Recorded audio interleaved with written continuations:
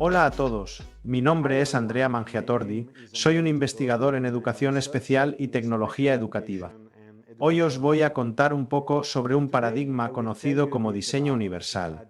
El diseño universal se desarrolló originalmente en los años 70 como paradigma del diseño en el campo de la arquitectura por Ronald Mace, profesor de la Universidad Estatal de Carolina del Norte. También el fundador de un centro de investigación sobre diseño inclusivo y accesible en la misma institución que aún existe. Concentró su reflexión en la idea de que cosas, como edificios, herramientas, muebles, todo lo que la gente y los diseñadores construyen debe ser accesible a todas las personas sin la necesidad de adaptaciones o soluciones especiales. Es una idea simple, pero poderosa. Si nosotros diseñamos cosas para ser accesibles por defecto, entonces podemos evitar perder tiempo y recursos en adaptarlos para los usuarios con necesidades especiales, pero no solo para ellos. Cada vez que diseñamos algo, tenemos esta idea general en mente de que estamos diseñando para un objetivo específico, lo cual, también en nuestra mente, tiende a ser una versión idealizada de nuestros usuarios, una persona promedio, que es parte de un grupo más o menos definido. En nuestra mente, el usuario objetivo tiene características borrosas y representa nuestra idea de cómo podría ser el usuario real. Pero los usuarios que realmente encajan en el promedio de algo, los usuarios normales, no son la norma. Son idealizaciones o fantasmas. Pensamos en ellas, pero casi nunca las conocemos. En su lugar, nos encontramos con personas reales que representan variaciones de la norma. Ronald Mace inicialmente tenía en mente a personas con discapacidades. Representan casos poco comunes. Se encuentran en el límite de la funcionalidad humana como la conocemos, y a veces carecen de las habilidades esenciales que se requieren para acceder, utilizar, disfrutar de los productos que construimos. Para las personas con discapacidad tenemos leyes que regulan la forma en que podemos diseñar edificios y otros artefactos, como sitios web, para ser accesibles para grupos específicos de personas. Mace destacó los problemas relacionados con el hecho de que el simple cumplimiento de las leyes y reglamentos no es suficiente. ¿Por qué? Porque las leyes están escritas en su mayoría teniendo en mente problemas estándar, como no ser capaz de utilizar una escalera, o la incapacidad de ver, o la imposibilidad de escuchar sonido y voz. Tienen una tendencia comprensible a generalizar los problemas y convertirlos en un asunto de síes y noes. Esto lleva, como dice Mace, a tener edificios accesibles que están bien para el 99%, o incluso el 99,999% de los usuarios de sillas de ruedas. Pero encontrarás uno que simplemente no puede utilizar el baño accesible de forma autónoma, o que no será capaz de operar un ascensor. Para esas pocas personas, las barreras son aún más pesadas que para los demás. Serían los excluidos entre las minorías. Pero podemos preguntarnos, ¿cómo se aplica todo esto al diseño instruccional? El diseño universal se ha aplicado al diseño instruccional, o incluso mejor, al diseño de aprendizaje, desde alrededor del año 2000. La idea es simple. Los mismos principios que se pueden aplicar a los edificios pueden también aplicarse a los planes de estudio, a las vías de aprendizaje, a los planes de clases, al contenido de aprendizaje en general. Y en última instancia, ¿cómo se relaciona esto con el equilibrio de género?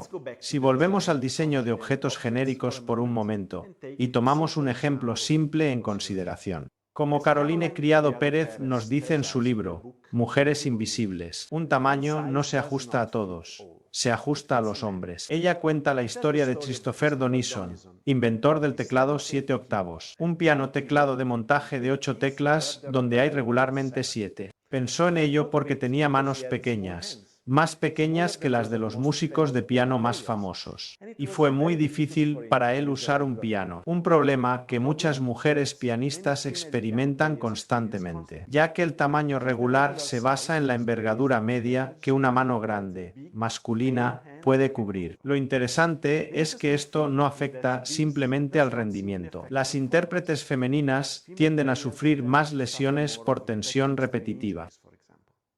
Como dice Criado Pérez, muchas cosas están diseñadas con los hombres y su forma física y habilidades en mente. Podríamos decir que el usuario medio, del que Ronald Mace solía hablar, es masculino. Y si esto se aplica a los objetos regulares, el riesgo de que afecte al diseño del aprendizaje es muy alto. El diseño universal intenta ofrecer una manera de resolver el problema del usuario medio proponiendo un conjunto de principios que guían a los diseñadores en la muy compleja tarea de no olvidar la diferencia. Ahora vamos a echar un vistazo a cada principio en su formulación original e intentaremos usarlos para fomentar la reflexión sobre problemas de diseño comunes relacionados con el género, a veces agrupándolos. Principio 1. Uso equitativo. El diseño es útil y comercializable para personas con diversas capacidades. Este primer principio nos dice que un enfoque neutral en cuanto al género es preferible a uno de camino diferenciado. La misma dignidad debe darse a las variaciones del mismo diseño. ¿Se puede pensar en un producto que existe en versión mujer o versión hombre? Ahora enfócate en ello y trata de preguntarte, ¿es necesario para ese producto específico? ¿Por qué? Principio 2. Flexibilidad en el uso. El diseño se adapta a una amplia gama de individuos, preferencias y habilidades. Las personas tienen diferentes inclinaciones, incluso cuando tienen muchos otros rasgos en común. Se puede pensar en un producto que no es fácil, o incluso muy difícil, de uso para las personas que son zurdas. Puedes pensar en algo que sea muy difícil para usar especialmente para las mujeres. Pista, hemos mencionado uno antes. ¿Y para los hombres?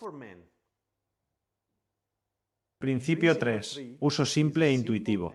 El uso del diseño es fácil de entender independientemente de la experiencia del usuario, el conocimiento, el lenguaje, habilidades o el nivel de concentración actual. Principio 4. Información perceptible. El diseño comunica la información necesaria de manera efectiva al usuario, independientemente de las condiciones ambientales o las habilidades sensoriales del usuario. Impacta el género en la capacidad para entender la forma en que funciona una máquina específica. Cambia la forma en que percibimos y decodificamos la información del mundo que nos rodea. Estos dos principios ofrecen una oportunidad para reflexionar sobre muchos estereotipos y para evitar caer en ellos. Principio 5. Tolerancia al error. El diseño minimiza los riesgos y las consecuencias adversas de acciones accidentales o no intencionadas. Y principio 6. Bajo esfuerzo físico. El diseño se puede utilizar de manera eficiente y cómoda y con un mínimo de fatiga. Los peligros pueden provenir de esfuerzos extensos y repetitivos, como vimos en el caso del teclado 7 octavos. Criado Pérez ofrece otro ejemplo. Los smartphones son cada vez más grandes. ¿Cuál podría ser la causa? Principio 7. Tamaño y espacio para enfoque y uso. El tamaño y espacio apropiados se dan para el enfoque, el alcance, la manipulación y el uso sin importar el tamaño del cuerpo, la postura o la movilidad del usuario. Este último principio pone el foco en el contexto. El mundo que nos rodea está lleno de sugerencias para clasificaciones comunes relacionadas con el género. Lo que realmente se necesita para equilibrar el género-el diseño se parece menos a una variación de la forma hegemónica de ver las cosas. La aplicación de estos principios de diseño universal requiere mucho trabajo. La idea general detrás de la práctica del diseño universal es que o bien integras regularmente accesibilidad en lo que haces, o corres el riesgo de verte abrumado por la cantidad de problemas que pueden surgir. Como el propio Mace escribió una vez, siempre habrá personas que no podrán usar un artículo, no importa cuán cuidadosamente se diseñe. Variabilidad en las personas, en sus niveles de habilidad, en su capacidad o incapacidad para hacer algo, no siempre se puede tener en cuenta. Esto hace que el diseño universal sea utópico e imposible de lograr en absoluto. Hemos de tener en cuenta que el diseño es un proceso y que los diseños se refinan cada día y pueden mejorar en cada iteración. Lo importante es mantener un ojo abierto sobre lo que podría ser mejor y más equilibrado.